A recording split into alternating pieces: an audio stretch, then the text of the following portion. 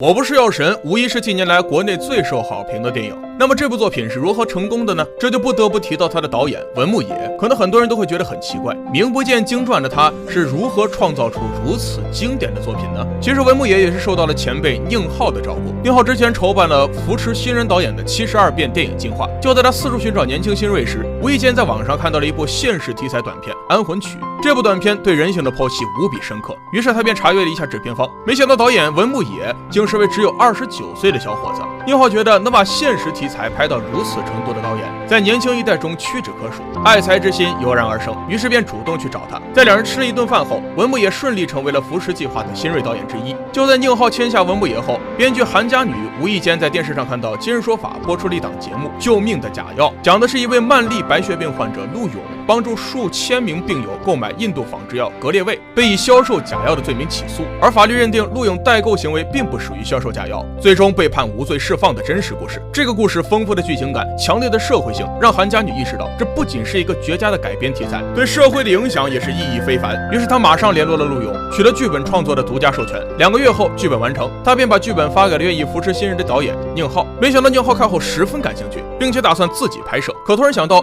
文牧野对现实题材把控得非常好，这么精彩的现实故事交给他来拍，肯定能大放异彩。于是宁浩把这个想法告诉了文牧野，这份信任让他非常感动，便开始再次打磨剧本。这时宁浩也将故事讲给了老朋友徐峥。徐峥一听题材就觉得很有意思，当即表态希望出演主角程勇。就这样，主演确定后的剧本再次打磨了2年，按照徐峥的形象，将原本形象是东北爷们的程勇调整成了一个上海的辛酸男人。原本是病人的主角也成了一个神油店老板。也正是这个小人物的转变，使得剧情变得更有戏剧性，让程勇从一个只为牟利的小药贩子，最终成长为真正的药神。而剧组在演员的挑选上更是苦心积虑。由于剧中的黄毛是一个内心纯粹却尝过世间冷暖的人，所以在挑选演员时，导演找了很久都没找到那种眼神清澈如水但面容又饱经沧桑的年轻演员。直到在宁浩的介绍下，他认识了张宇。两人第一次见面，当即就咬定他就是黄毛的最佳人选。他激动地问张宇今年20几了，但文牧野不知道的是，此时的张宇已经36岁了，并且已经出道了10年。一开始张宇是拒绝的，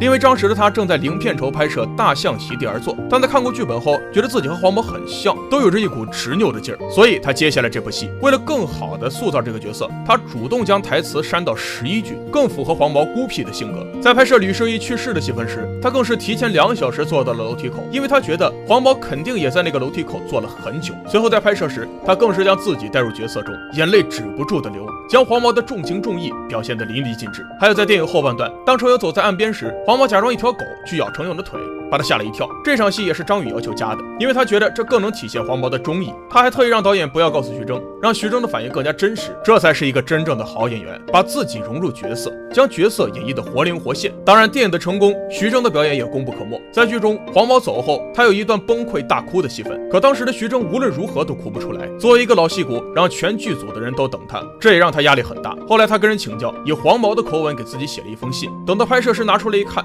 结果悲从心生，眼泪更是止都止不住。还有王传君的吕受益更令人佩服，他为了这个角色1个月的时间暴瘦了20斤。你知道王传君是如何从一个令人捧腹的喜剧演员突然转变成了让所有人都落泪的吕受益吗？在2016年，王传君的母亲去世，多年好友乔任梁自杀，2个重大的人生变故让他的心态发生了极大的转变。他觉得人不该去追求名利浮华，而应该去追求热爱的事情。自己作为一个演员，就应该去追求那些真正的表演艺术。于是他开始以最高的要求去打磨自己，但此时却发生了一件事，让所有人几乎都在痛骂他。在16年年底，王家卫的《摆渡人》上映，而上映之后一夜之间，评分又从6分掉到了3.3分，烂片的评价铺天盖地。此时的王家卫发声，有遗憾才有进步，我喜欢。一众演员也纷纷在微博附和，甚至连周星驰也表示喜欢。但就在这时，王传君却直言不讳地说我不喜欢。这一下就将他推到了风口浪尖，瞬间就得罪了半个娱乐圈，如同海啸般的谩骂席卷而来。而他对此却毫不在意，因为他早已下定决心要去演那些真正优质的作品，哪怕是演那些小角色，